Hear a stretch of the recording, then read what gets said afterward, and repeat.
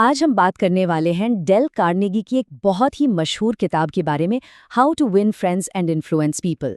ये किताब आप कह सकते हैं एक ऐसी गाइड है जो हमें इंसानी रिश्तों की बारीकियों को समझने में बहुत मदद करती है। देखिए, सहानुभूति, सम्मान और प्रभाव, इन 3 चीज़ों पर जोर देने वाली ये क्लासिक किताब जब से 1936 में छपी है, तब से ही ये उन लोगों के लिए एक बहुत ज़रूरी सबक बन गई है जो अपनी ज़िंदगी और करियर में वाकई आगे बढ़ना चाहते हैं।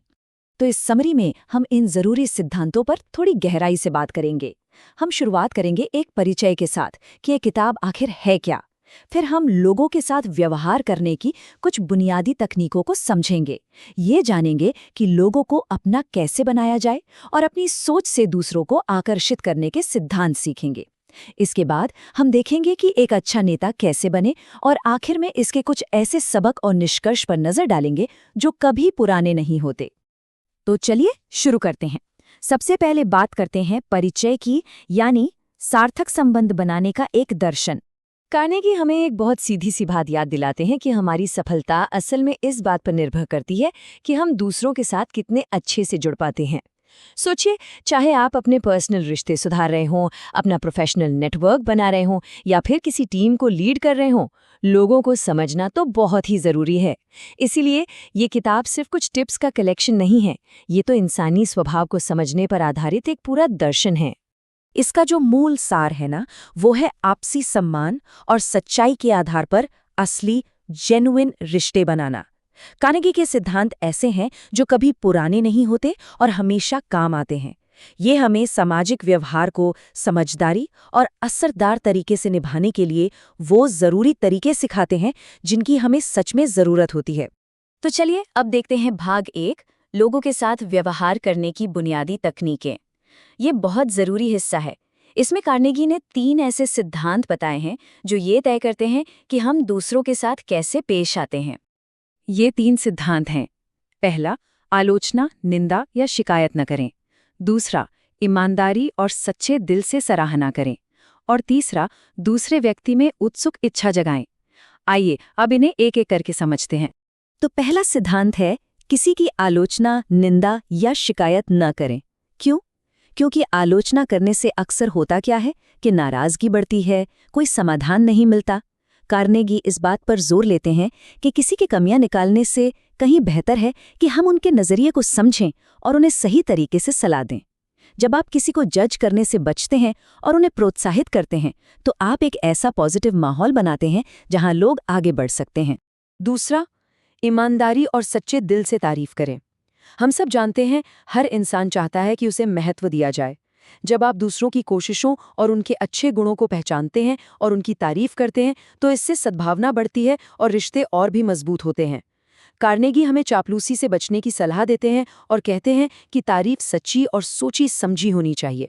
और तीसरा सिद्धांत है, दूसरे व्यक्ति में गहरी इच्छा जगाएं।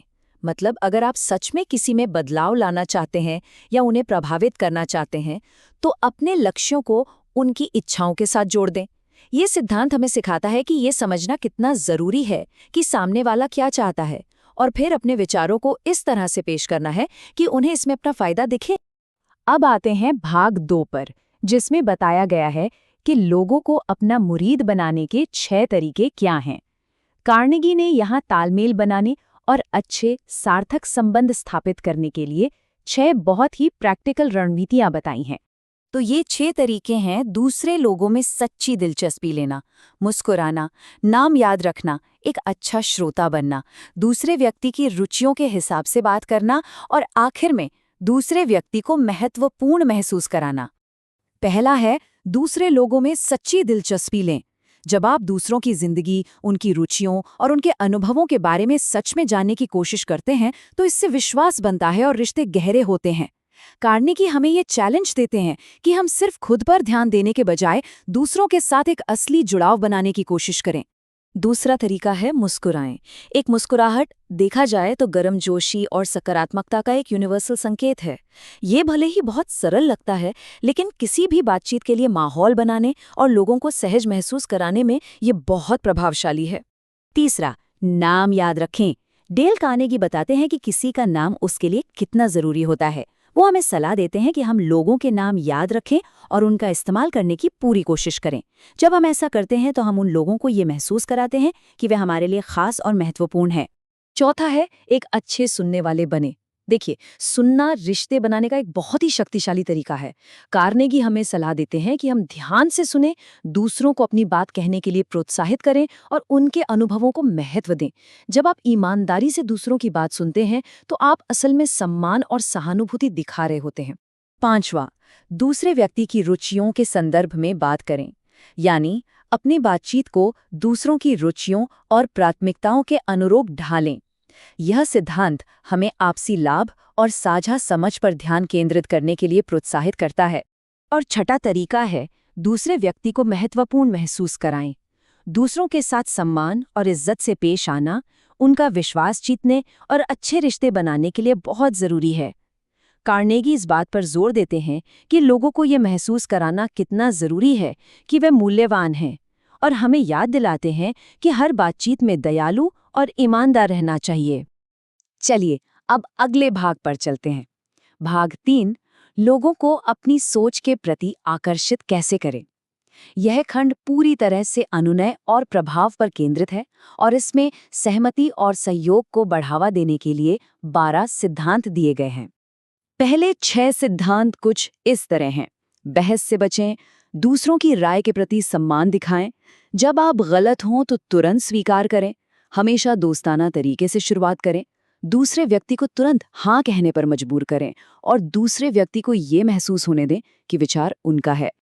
अगले सिद्धांत हैं, नेक इरादों की अपील करना, अपने विचारों को नाटकीय रूप से पेश करना और एक चुनौती देना। वैसे यहाँ एक बात ध्यान देने वाली है कि स्रोत में कुछ सिद्धांत शामिल नहीं किए गए हैं, लेकिन ये कुछ मुख्य विचार हैं जो साझा किए गए हैं। और अब आते हैं कार्नेगी के आखिरी हिस्से पर, भाग 4, एक नेता बने।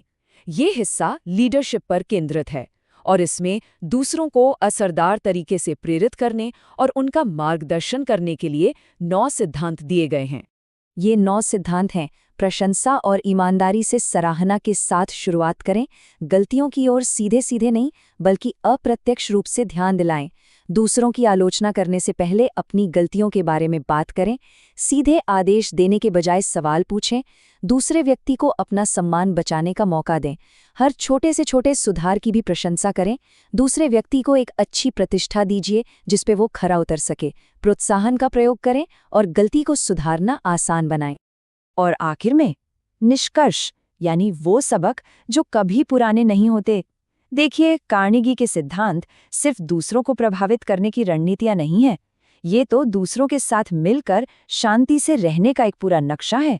सहानुभूति, सम्मान और सच्चाई पर उनका जो जोर है वो हर संस्कृति और हर पीढ़ी के लोगों के लिए बहुत मायने रखता है। डेल कार्नेगी की यह किताब एक किताब से कहीं ज्यादा है।